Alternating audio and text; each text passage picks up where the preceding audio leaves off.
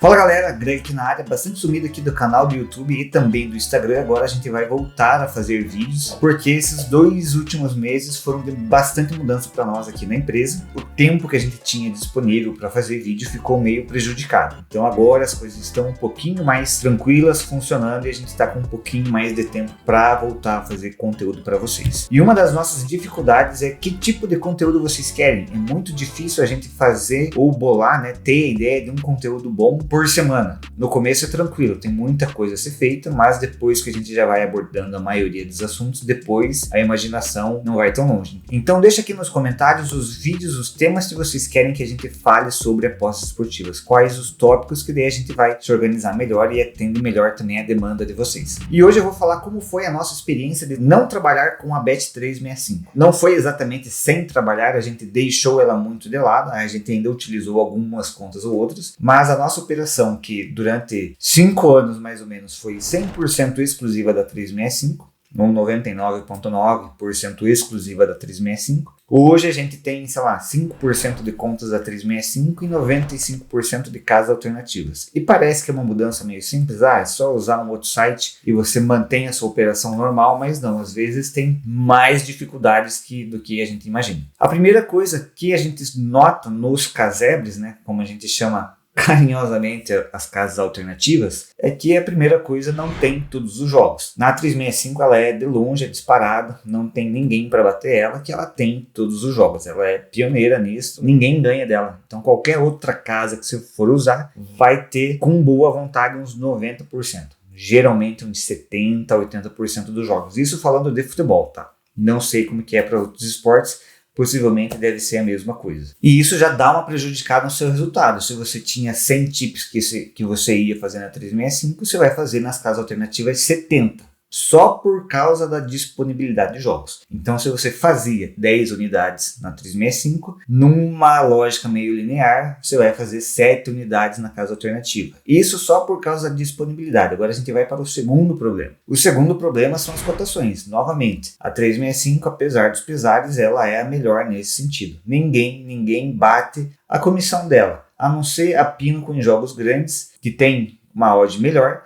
Mas para jogos médios ou baixos, ninguém vai bater a 365. A comissão dela é a menor, então um jogo que é 50-50, independente do jogo, a pior cotação que vai ser 1,90, 1,90. Não é incomum você abrir uma casa alternativa e esse mesmo jogo que está 1,90, 1,90 na 365, nessa casa alternativa você pode encontrar 1,70 a 1,70. Eles simplesmente não têm vergonha de colocar uma comissão lá no teto. E é totalmente inviável você lucrar uma comissão tão alta, colocando 1,70 para cada lado, quando a odd justa, pelo entender da casa, seria 2. Então é uma comissão muito grande. Você não vai ter um EV tão grande para vencer essa comissão tão alta. Lógico, existem casas e casas. A Betano, ela não coloca uma comissão tão alta, mas a comissão média dela é meio ruim quando você compara com a 365. Outras casas, por exemplo, 7K ou Espelhos, a comissão varia mais conforme o jogo. Então, jogos pequenos, Finlândia, Islândia da 5ª divisão, você realmente vai ver lá 1,79, 1,79. Negócio bem absurdo. Mas se você já for para um jogo mais ou menos não tão pequeno, não precisa nem ser um jogo médio, você já vê uma comissão um pouco menor e as odds melhores. Então vamos lá. O primeiro problema era a disponibilidade de jogo. 365 vai oferecer 100%, as outras casas 70%. Dessas 70% você não vai pegar na mesma odd. Raramente vai ser uma odd melhor, 1 a cada 100. Aí 10 a cada 100 talvez você pegue na mesma odd, estou sendo até generoso. E 90% você vai pegar com uma odd pior. E daí tem que ver se a odd que está oferecendo lá ainda vale a pena para você. Então se você tem um EV de 5% médio, e a comissão está muito alta lá nas casas alternativas, o teu EV é muito baixo para você vencer a comissão da casa. Então, na 365 às vezes valia a pena você fazer essa aposta, e nessa casa alternativa às vezes não vale você fazer essa aposta, porque a odd está tão baixa. Com essa odd que está sendo oferecida, ela é uma aposta de EV negativo, enquanto que na 365 ela é uma aposta de EV positivo. Daquelas 10 unidades que você pode fazer na 365, talvez em casas alternativas no final do mês você faça de fato 5. Então é uma diferença em unidades muito grande. O outro lado é que nós temos muitas casas alternativas. Então o custo é muito mais baixo, você tem CPFs, né, infinitos para você usar, inclusive seus, né? Então isso reduz muito o custo. É muito mais fácil você aumentar a sua stake em casas alternativas do que você aumentar na 365. Então, embora você faça na metade das unidades, de 10 caiu para 5, a sua stake efetiva provavelmente você consegue, se você tiver banca o suficiente, você consegue colocar uma stake efetiva muito maior. Então, se você tinha 10 unidades com R$1.000 de unidade de lucro, né, daí 10 mil por mês, numa casa alternativa, se você fez 5, você consegue, se você tiver banca, você consegue ter 10 casas abertas aqui ao mesmo tempo e fazer as apostas. Então, você consegue ter uma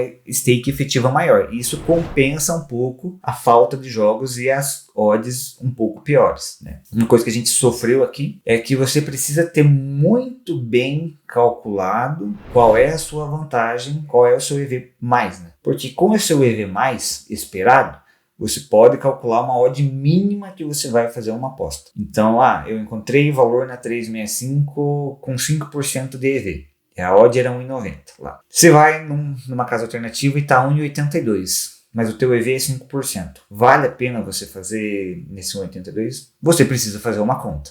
Tem uma conta que é simples de fazer, não lembro de cabeça, mas você consegue fazer. E é bom tomar o cuidado seguinte, tá? Tem que ver o seu EV mais verdadeiro e não o EV mais que o seu modelo está dando. Porque, por exemplo, nosso modelo aqui de handicap, ele é lucrativo, ele entrega um ROI de 10%, tá? Mas quando eu olho no meu backtest, no que ele me aponta, ele diz para mim, né, que o meu EV esperado é de 20%. Mas o meu modelo não é perfeito, nem o seu modelo vai ser perfeito. Então aqueles 20% não é. Ele tem uma margem de erro. Se o meu modelo está dizendo que meu EV esperado média de 20, ele me entrega 10, ele tem uma margem de erro aí de 10. Então quando você vai calcular a odd mínima, você não pode calcular com esse seu EV de 20. Você precisa calcular com o seu ROI entregue, né? O EV e o ROI no longo prazo, eles têm que ser iguais. Ou o seu EV está errado, ou você está passando por uma variância. Mas então, no longo prazo, o EV do meu modelo mesmo é de 10% e não de 20%.